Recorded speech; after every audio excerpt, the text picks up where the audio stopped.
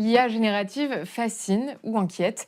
Mais pendant ce temps-là, d'autres intelligences artificielles moins visibles travaillent à des enjeux beaucoup plus concrets comme le climat, l'inclusion ou l'éducation. Alors aujourd'hui, on pose la question, l'IA peut-elle faire de l'impact une norme? Nadège, vous analysez des données climatiques. En quoi l'IA a-t-elle changé concrètement votre façon de travailler?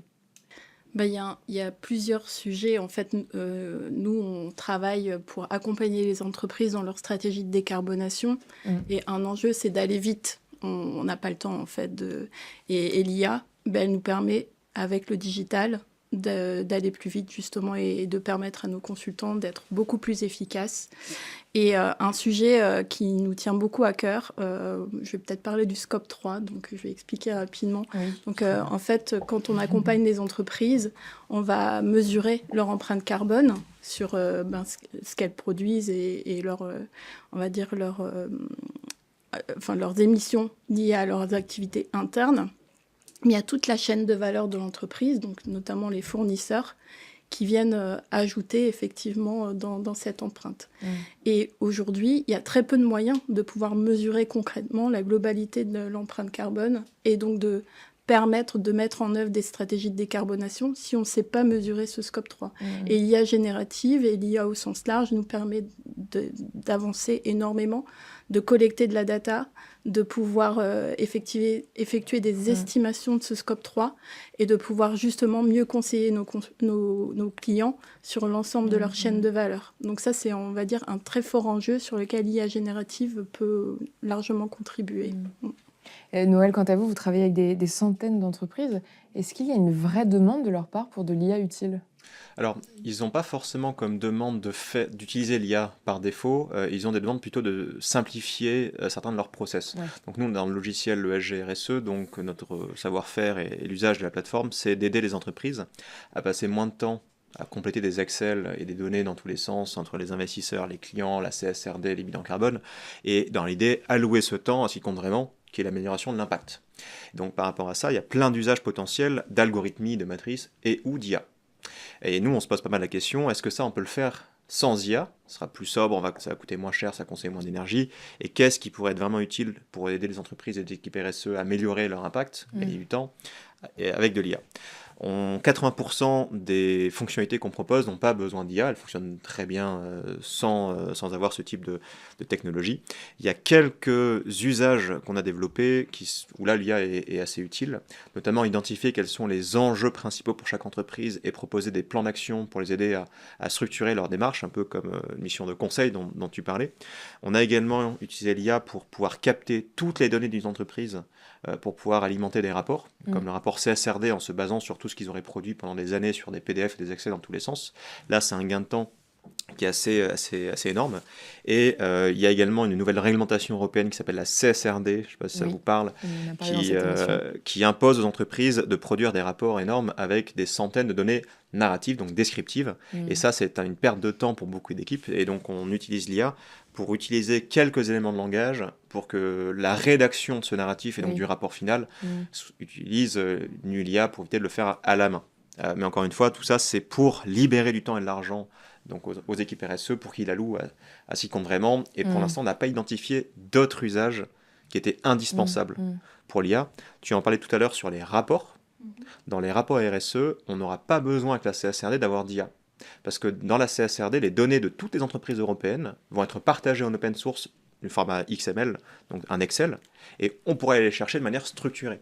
Ce qui veut dire que quand les UCA de la RSE demain vont apparaître, ils vont aller taper dans ces bases de données avec des API. Il n'y aura pas besoin de prendre des PDF, de les traiter avec de l'IA, de consommer beaucoup des ressources. Donc encore une fois, on pourra faire très simple et très sobre sans IA pour ce cas d'usage.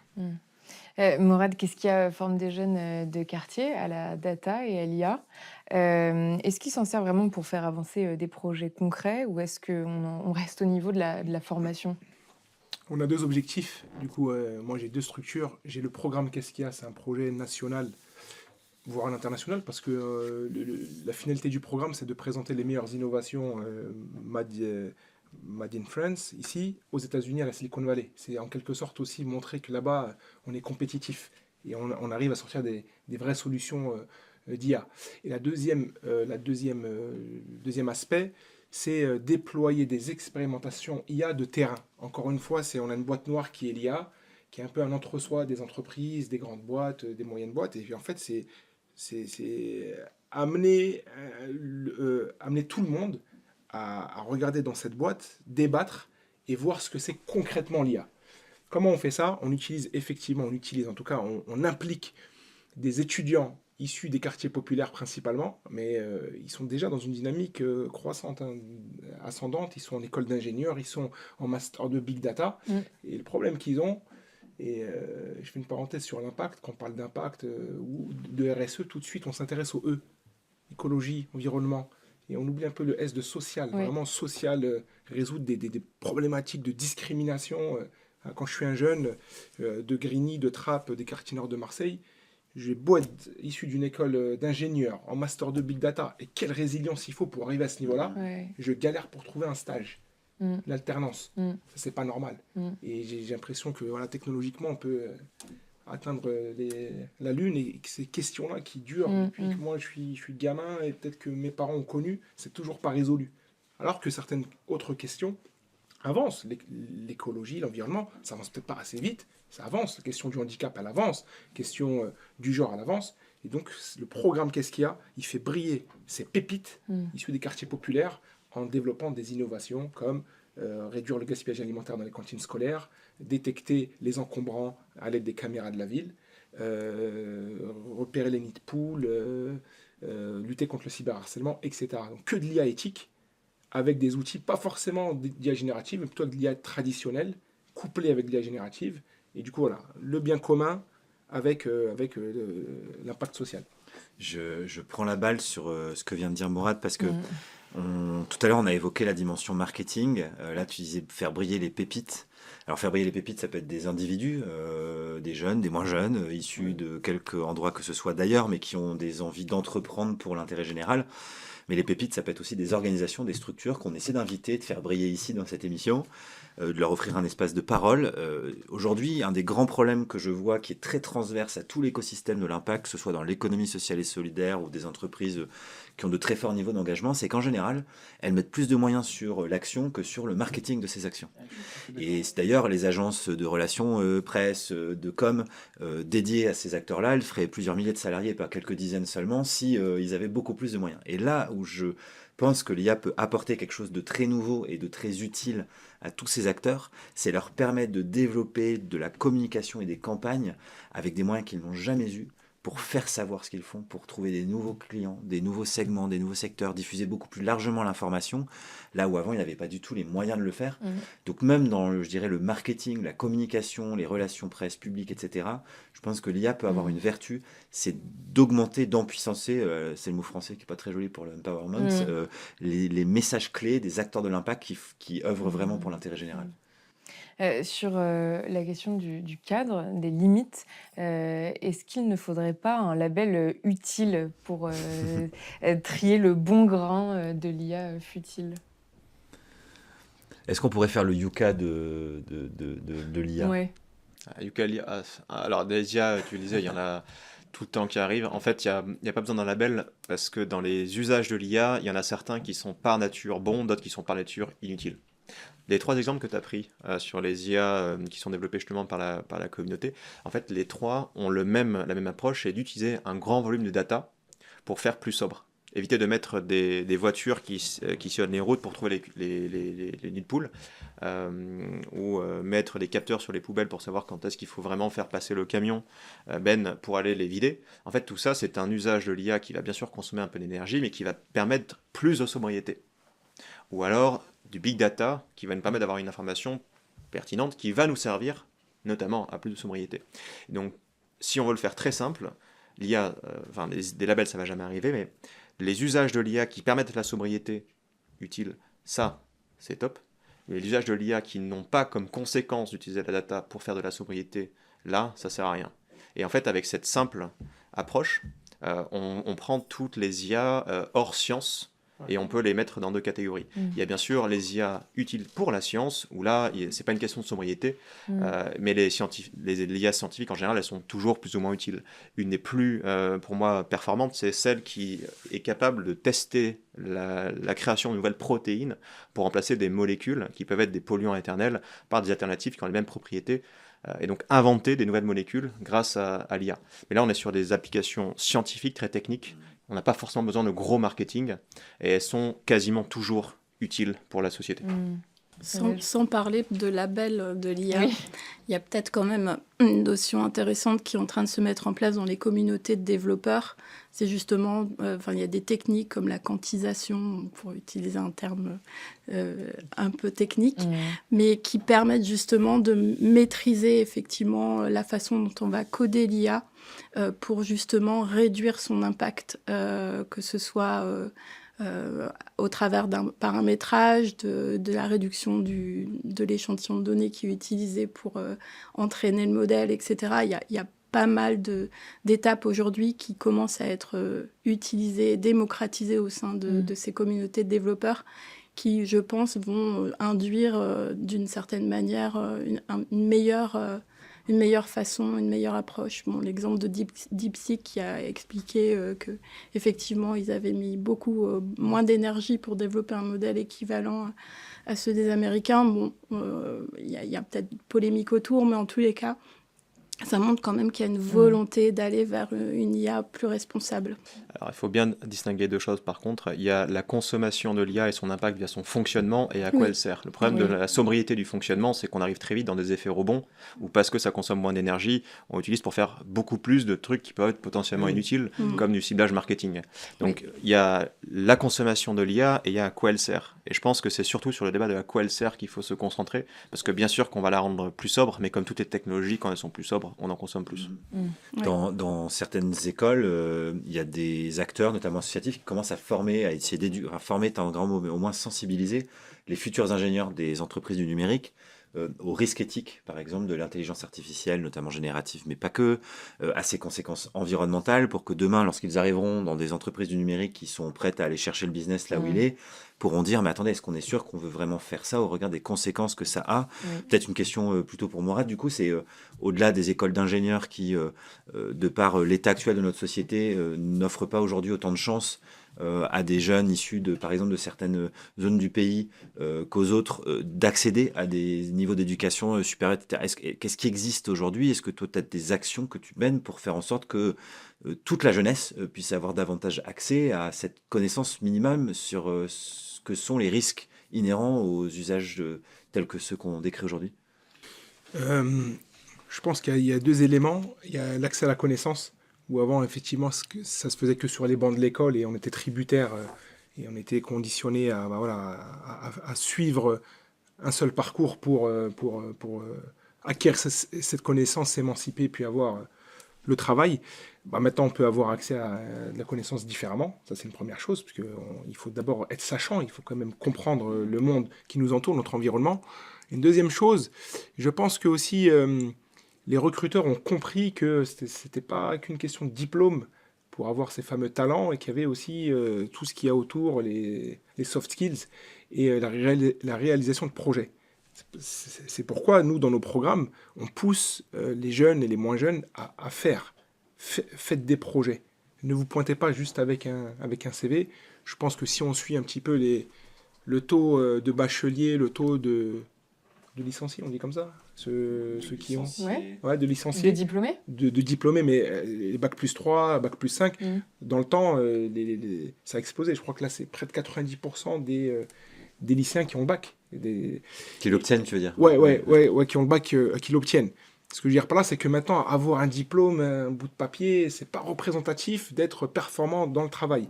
Du coup, là, ce qui est intéressant pour les recruteurs, et on le voit de plus en plus, c'est ces soft skills, ce qu'il sait faire, et surtout ce qu'il a fait à côté de ses études. Et moi, je pousse beaucoup cette jeunesse à faire des choses, s'engager dans des assos, réaliser des projets. On peut maintenant, avec son PC, réaliser des projets, savoir faire du montage vidéo, etc. Et ça, c'est très valorisable dans le marché du travail. Mais Et sur la question de l'IA et des biais algorithmiques, est-ce que vous les formez à les identifier et à les corriger, ces biais-là? Et j'ai même envie de dire, le fait d'être partie prenante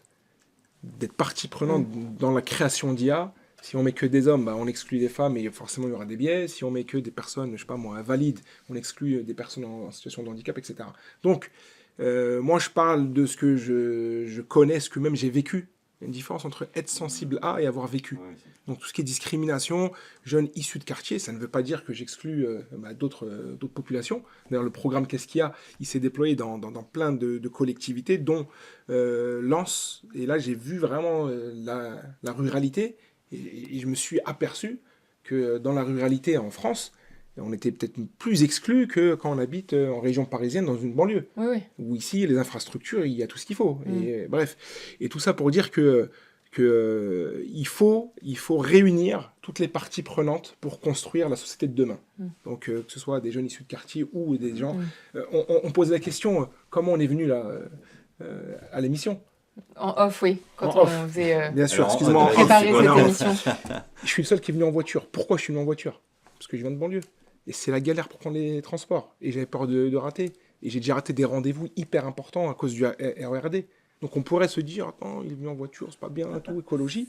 Mais voilà, il faut prendre toutes les parties prenantes. Je voudrais prolonger là sur les biais algorithmiques parce qu'il se trouve que au nom de l'accélération vraiment massive qu'on vit depuis 2 ans, avec la vitesse à laquelle les technologies arrivent, sont appropriées et utilisées, nous on a vu par exemple au niveau de Norcis, donc l'entreprise de services numériques où je suis, que parfois les demandes des clients étaient raccourcies dans les délais parce qu'ils considéraient qu'on allait pouvoir s'appuyer sur des IA pour répondre aux besoins.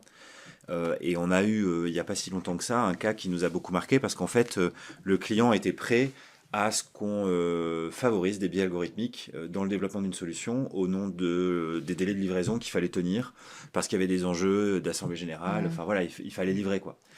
Et ça nous a pas mal marqué parce que du coup, on a essayé de trouver une solution pour quand même le faire, mais en garantissant qu'on éviterait les biais algorithmiques. C'était le développement d'un chatbot en fait, où on voulait générer les scénarios et les réponses par IA, et donc puisque les IA sont biaisés, bah alors les scénarios et les réponses le seraient aussi. Et ça, on s'y refusait.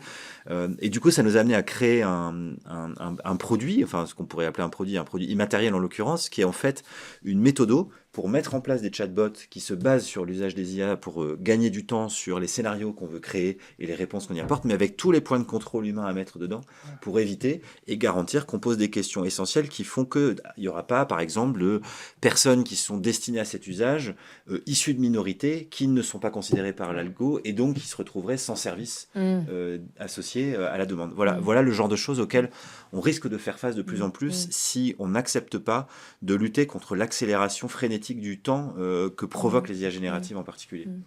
Et pour aller encore plus loin, après la question du label, d'un éventuel label, bon, j'ai compris que non, mais est-ce qu'il faudrait interdire certaines IA, comme on interdit certains produits toxiques? Moi, je pense que oui. Et il y a certaines IA qui sont inutiles, qui devraient être interdites, notamment celles qui permettent de faire du deepfake ou de générer des cas de fraude qui s'accentuent justement grâce à l'IA générative. Donc il y a effectivement une partie de l'IA générative qui va falloir réguler, voire interdire pour justement éviter que l'impact se multiplie et qu'on développe une économie de plus en plus carbonée et qu'on ait de plus en plus d'impact sur en termes d'émissions parce que justement il y a un usage qui est complètement inutile et voire malfaisant en fait pour notre société. Et c'est ce qu'on se demandait en préparant cette émission avec Thomas. Qui est-ce qui devra fixer ces limites? Les développeurs, l'État, les citoyens? Ce sera plutôt aux États. De manière générale, et idéalement une organisation qui est supra-étatique. Parce que si la Chine, le gouvernement chinois fait sa propre gouvernance, que les Européens leur propre gouvernance, il va y avoir une guerre à qui c'est qui est le plus laxiste là-dessus, et ça va créer une fuite des startups et des technologies vers les pays qui les sont les plus laxistes, un peu comme on a aujourd'hui avec la fiscalité, par exemple. Et donc, comme l'IA a un potentiel de dégâts qui est aussi important que à grande échelle sociétalement qu'une bombe nucléaire. Hein. Si jamais on laisse l'IA faire n'importe quoi à la russe avec la désinformation qui va avec, ça va être quand même important qu'on ait une gouvernance mondiale des IA qui implique une transparence. Sinon, ça va être mal parti pour les prochaines décennies. Hein. Ouais, je suis désolé, Noël, mais encore une fois, moi, il y a comment dirais-je, à toujours citer les mêmes, dire ah, les Chinois, les Russes, tout ça, ça sous-entend qu'ici, en France et puis en Europe, nous, on fait les choses bien, on a la bonne pensée. Moi, ça me dérange un petit peu. Parce que ça polarise à chaque fois, et ça polarise en ciblant plus ou moins toujours les mêmes. Et il faudrait aussi regarder, nous, ce qu'on fait ou ce qu'on fait pas. Je dis pas que ça doit être gouverné par l'Europe, hein. Je dis pas que l'Europe est bien, mais justement, il faut qu'on ait un niveau d'exigence qui soit commun à tous les pays pour pas qu'on ait, si on prend pas la Russie comme exemple, mais qu'on ait le Panama et la Mongolie qui est deux réglementations un peu différentes qui peuvent créer Ouais, ça, j'ai la bien. concurrence Ouais, nivellement vers le bas. Voilà. ça, je suis tout à fait d'accord. Mais comment dirais-je, en piquant un petit peu les Russes, là, les Chinois, etc., il y a un peu comment dirais-je, il y a un peu un sous-entendu qu'ici en France, si on parle de démocratie, je pense qu'il faut parler d'IA et de démocratie aussi. Même si tu enlèves l'IA, la démocratie, de plus en plus, on le voit là, ça commence un peu à, comment dirais-je, à être un peu bancal. Moi, ça me fait aussi un petit peu peur. Le modèle qu'on propose ici, l'éthique qu'on a chez nous en France, en Europe. Et voilà, il ne faut pas avoir cette surconfiance. Si on nous confiait les rênes, la suprématie, qu'on ferait beaucoup mieux que tout le monde. C'est ça. Et je dis pas que tu l'as dit, En termes Noël, hein. d'éthique. Mais franchement, ça sent un petit peu dans tous les débats auxquels j'assiste ces tables rondes. On dirait que si on nous confiait les rênes et la suprématie, nous, on ferait les choses bien de manière hyper éthique, démocratique, etc. Et ça tangue un petit peu. Disons qu'à ce stade, je crois que l'Europe est le seul territoire à avoir autant mis sur pied avec l'IA Act un cadre qui voudrait réglementer un minimum cette frénésie autour des IA. Par contre, elle est loin d'être mise en œuvre. Ça ne veut pas dire qu'elle est respectée. Pour l'instant, c'est une promesse, hein. Donc tu as raison. Bon voilà, il est acté que la donnée est le nouvel or noir du XXIe siècle. Donc c'est un sujet géopolitique et il se passe des choses extrêmement intéressantes à analyser. Quand les US mettent des centaines de milliards pour gagner la bataille de la donnée et collecter les données du monde entier, et que la Chine sort une IA gratuite pour couper l'herbe sous le pied des États-Unis et récupérer toutes les datas, je trouve, avec DeepSeek, enfin, c'est une guerre autour de la donnée qui est lancée. L'Europe essaie de rattraper un petit peu aussi le retard. On investit avec Mistral, on pense que c'est le bon poulain parce qu'on veut gratter la donnée aussi. Et nous, on est dans ce jeu de concurrence et cette espèce de guerre immatérielle qui est très particulière. Moi, je ne sais pas bien où ça va nous mener. Je suis à peu près sûr que dans l'absolu, on va rester sur 95% d'usages qui ne servent pas à grand-chose, histoire de collecter de la donnée.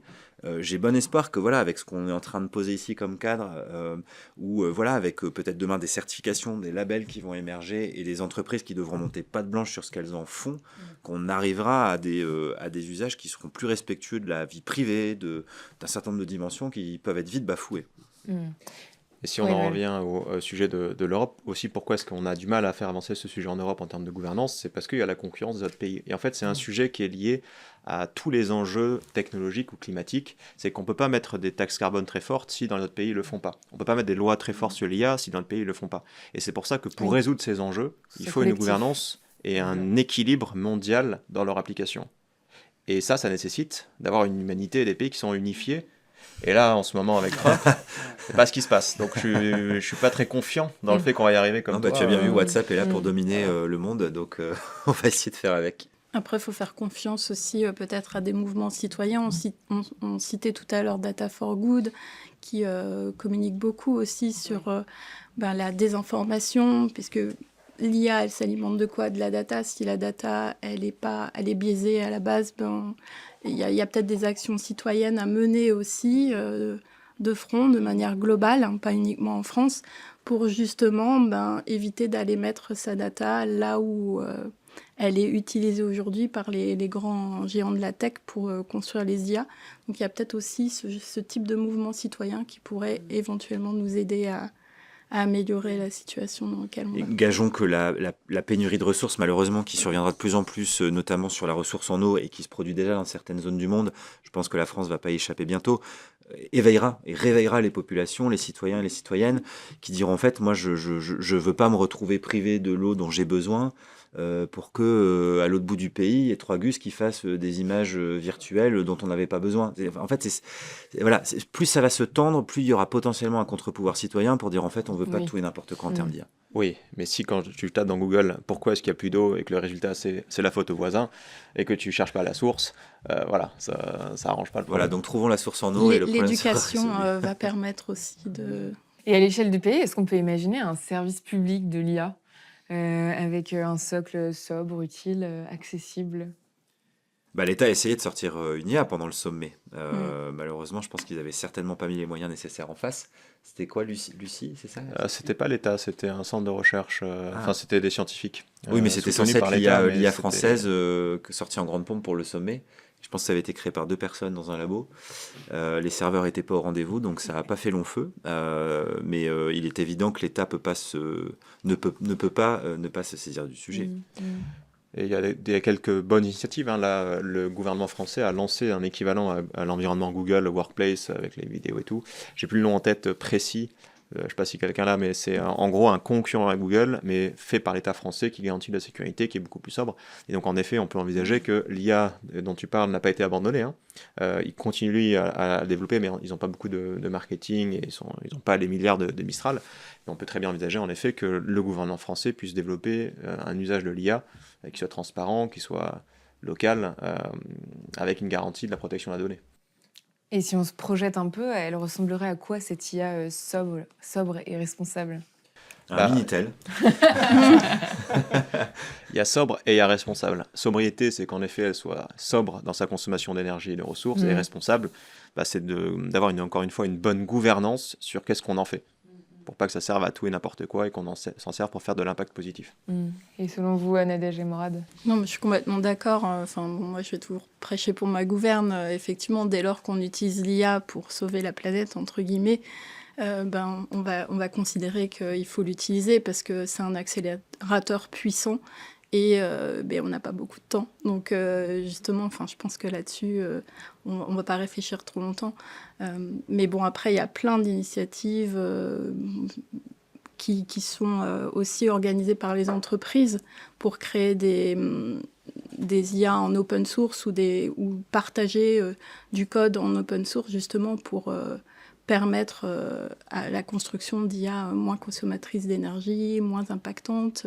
Je salue notamment l'initiative du Crédit Agricole qui a réuni un nombre assez conséquent de développeurs pour un challenge EcoCode pour justement améliorer SonarCube, qui est aujourd'hui un framework qui est très utilisé par les développeurs.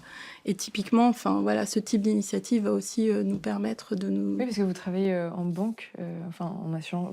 Vous avez travaillé en banque et en assurance, pardon. Est-ce que c'est des secteurs qui peuvent devenir des accélérateurs de l'IA utile? Je pense, en tout cas, il y a des acteurs qui s'impliquent dans ce type de sujet. L'IA est très présente dans la sphère bancaire ou dans la sphère assurantielle, qui s'inquiètent beaucoup de l'impact du climat. Et typiquement, il y a besoin effectivement d'utiliser ces modèles-là au sein de ces institutions. Donc oui, ils sont assez précurseurs. Je pense qu'ils sont assez précurseurs dans l'intégration de l'IA. Voilà, moi j'ai commencé il y a 25 ans en développant des modèles justement pour l'octroi de crédit responsable ou la détection des fraudes. C'est des choses qui existent depuis des décades dans ces secteurs et aujourd'hui, ils l'utilisent pour plein d'autres usages au quotidien. J'allais réagir parce qu'en fait, on entend parfois dire qu'un monde à 4 degrés de plus de température moyenne que l'air pré-industriel est inassurable, et ce sont des grands assureurs qui l'ont dit. En fait, la réalité, c'est que là, on est près de 1,5 degré d'augmentation moyenne de la température aujourd'hui, et il est déjà en train d'être désassuré. On a des acteurs agricoles qui se font désassurer parce que les risques climatiques sur leur production sont trop importants. Et vous voyez la situation des agriculteurs, ils n'ont même plus d'assurance pour couvrir. On parle de logement, où il y a des effondrements, etc. Donc, en fait, je pense que les assureurs sont très en avant-garde, aussi parce que leur modèle économique est en train de tanguer très fort. Ils ont en partie compensé en utilisant les marchés financiers pour trouver du rendement économique, notamment sur le fossile. C'est le serpent qui se mord la queue parce qu'ils financent les énergies fossiles qui provoquent le dérèglement, qui rend le monde inassurable. Là, les IA vont être absolument essentielles pour aider à l'adaptation et à la planification de ce monde où le climat devenant instable, prévoir devient extrêmement difficile. Complètement lié. L'intelligence humaine n'a pas réussi pour l'instant à résoudre des problèmes sociétaux et environnementaux. Donc j'ai envie de dire, l'IA est peut-être aussi notre dernière chance pour essayer de corriger le tir. Justement, ce sera le mot de la fin. Pour que l'IA utile devienne un standard, qu'est-ce qui doit bouger en premier rapidement? Qu'est-ce qui doit bouger? Ouais. Alors faire des choix sur comment on s'en sert. Donc, si on mettait toute la puissance de calcul des IA génératives qui servent à faire des sites internet qui servent à rien pour l'utiliser dans la science, pour traiter de la data, pour sortir des scénarios et des trajectoires d'adaptation, d'atténuation, je pense qu'on aurait fait un bond en avant en termes social qui serait énorme. Le problème, c'est que comme c'est pas là où il y a de l'argent, les capitaux, donc les usages, vont vers des usages inutiles. Et là, malheureusement, sans une gouvernance et sans la réglementation, je vois pas comment le marché va tout seul, par sa main magique, diriger tout ça vers les usages utiles. Moi, je mettrais ma pièce sur Morad et sur l'éducation. Tu me l'as retiré de la bouche. Incroyable. Souvenons-nous moi j'étais encore jeune, mais de l'émergence d'Internet, où les plus enthousiastes qui ont vécu cette époque pensaient que ça allait rendre l'humanité plus intelligente parce qu'on allait avoir un accès à l'information complètement débridé. Bon, 20 ans plus tard, 25 ans plus tard, malheureusement, l'humanité semble pas bien plus intelligente vu ce qu'elle est en train de mettre en place et de faire. Donc j'ai bien peur qu'avec l'IA, ça accélère encore plus ça. Donc en fait, il faut absolument qu'on fasse en sorte que le maximum de gens sur cette planète, et autour de nous, ça serait déjà bien, comprennent les enjeux, les conséquences et soient éduqués à tout ça. Mais informés. Mais dans l'éducation, il n'y a pas que l'accès à la connaissance. Là, je pense qu'aussi, il faut revoir le mot éduquer. Éduquer à la bienveillance. Ça fait un peu bisounours, je suis désolé.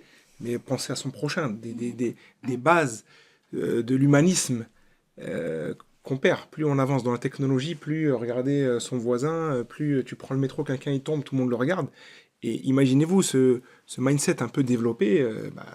Et en plus, vous perdez la démocratie, donc vous confiez un peu la stratégie nationale ou mondiale à une poignée de personnes qui n'ont pas cette éthique, qui n'ont pas cette éducation. Là, c'est chaud quand même. Donc il faut éduquer en masse, mais éduquer pas à la connaissance, pas savoir à quoi sert tel et tel outil, aussi au vivre ensemble. Qui le disait, je sais plus, c'est Noël ou toi Thomas, c'est Noël qui disait, si l'IA te dit, en fait, comment dirais-je, les réserves d'eau qui baissent à cause de ton voisin, si l'IA t'apprend ça, et puis toi derrière, t'es pas éduqué à échanger avec lui, à vivre ensemble, on va tous pointer du doigt, et c'est ce qui arrive. C'est ce qui arrive de temps en temps, là. Hashtag la pénurie d'œufs le mois dernier. Ça parlera à certains qui regarderont. Ouais, moi je l'ai. T'as là? Non, t'as pas. Non. Ok. On en reparlera en off. Comment il a compris? Ok. Mais pour moi, ça résonne aussi parce que ce que je vois arriver dans l'entreprise avec ces agents autonomes qui vont remplacer certains employés de toutes les grandes entreprises qui existent aujourd'hui, quelque part, c'est effectivement développer ces compétences humaines, l'intelligence émotionnelle, la capacité à utiliser ces IA génératives ou autonomes pour justement développer des business plus vertueux. Et enfin voilà, moi je suis assez optimiste. L'IA ne remplacera pas les êtres humains, elle remplacera ceux qui ne veulent pas se saisir de l'IA. Voilà, c'est ça. Et ce sera le mot de la fin pour ce débat. C'est l'heure de notre dernière séquence, c'est le Good to Know.